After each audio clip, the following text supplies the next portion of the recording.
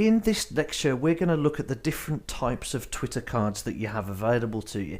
It is important to note at this stage though, along with this lecture, there is a PDF resource called Twitter Card Dimensions, and this is a bit of a cheat sheet for Twitter cards.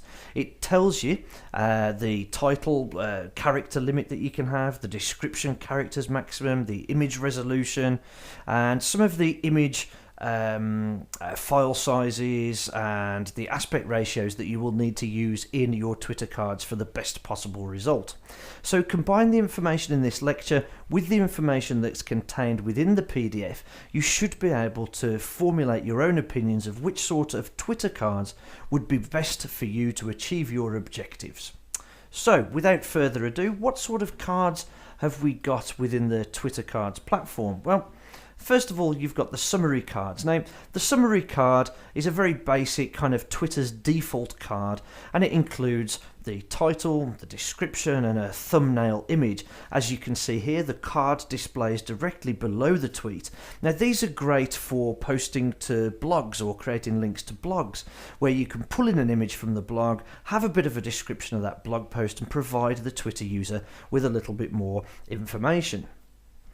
The large photo summary cards have all of the same features of a regular summary card, but instead they trade a bit of that description space for a big, beautiful image. Now, highly visual content producers might want to think about using this card over the basic summary card because it does allow a lot of space for those images. So if you have decent product photography, if you're a photographer or work in the creative industries, for example, these are a great card for you to use.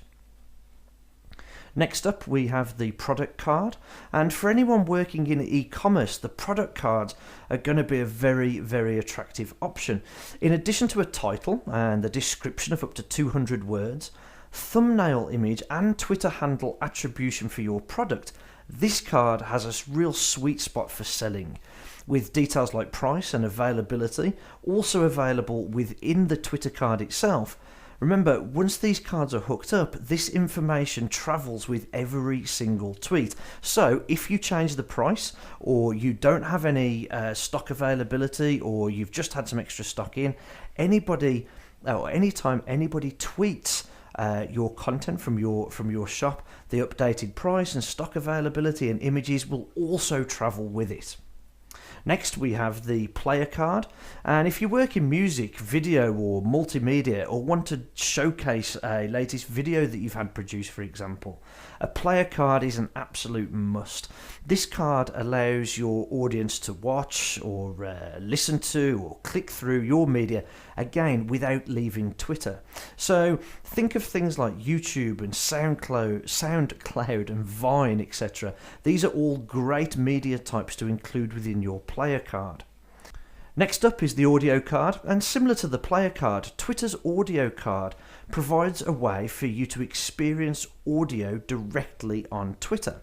Now, with the audio card, you can listen to audio files directly from your timeline in both Apple's iOS devices and Android devices with a single tap on the card. A really nice feature of the audio card is you can dock the audio card, keep listening, even when you're scrolling through the Twitter app and scrolling through your timeline, you can still continue to listen to the content contained within that Twitter card. Next up is the photo card. Now, photo cards are pretty similar to tweeting a post with an attached image.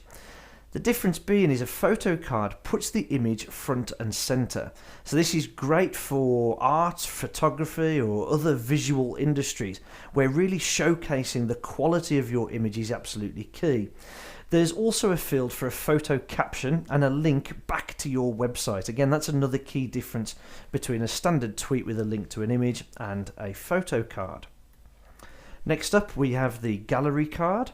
And as you can see, the gallery cards are quite visually impressive. To display more than one image in a single tweet, Twitter's gallery card is probably the only answer for you. This card shows a collection of up to 4 photos within a tweet. Clicking on any one of these photos expands it to full size, and you can use this card to tell a story, explain a process, or show various views of a scene or various different product shots.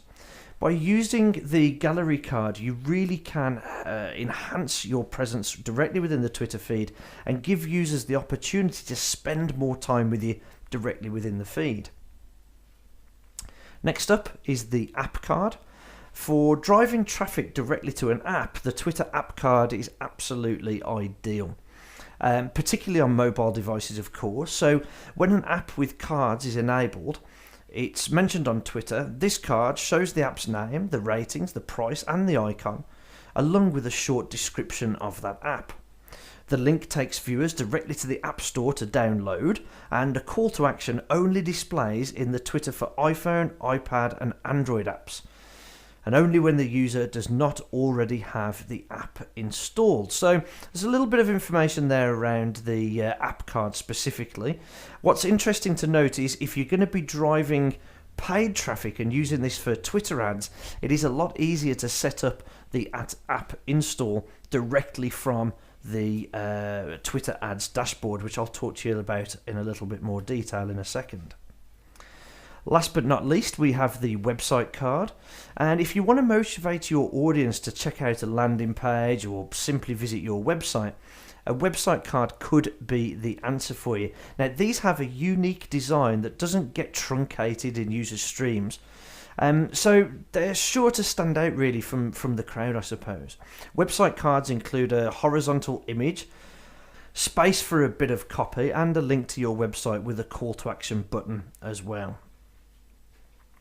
And last but not least is the lead generation card. Now, in later lectures, we're going to talk in a lot more detail around setting up lead generation cards. As part of this course showing you how to get these cards up and running and using it with ads, we've decided to give our demonstration against the lead gen cards. Just to give you a bit of information on this now though, if you are generally looking for leads or you want to grow your email list, the lead generation card can definitely help with that. This card allows users to sign up for a special offer or opt in for a newsletter sign up, again directly from Twitter. Twitter will even automatically fill in your email address, so all you have to do is say, yes, I want the offer. In this example you can see here is get the credit, and Twitter fill in the rest of the details for you. Now, as an advertiser, this is great news, because all the user has to do is simply press the button. They don't have to fill out any forms or anything like that. So we can capture data, especially from mobile devices. We can capture data very, very easy indeed. Now, you don't have to add code to your website to create a lead gen card. You can just simply go to the Twitter ads dashboard and you can use them anywhere you want to make a tweet on Twitter. So you don't have to use the HTML code that we will talk about in later lectures to set up the lead generation card. So what I'd encourage you to do now is spend a little bit of time looking into each of these different lead generation cards, understand which card is going to be best for your needs, and then go about setting up some of these Twitter cards, inputting and getting the script added into your web pages. In the next lecture, we are going to be talking around how to use Twitter cards for free and how to add that code to your website. Now, even if you're not technically proficient, the next class is an absolute must for you, because we're going to give you one of the best shortcuts we've found to getting Twitter cards set up quickly and easily without having to touch a line of code.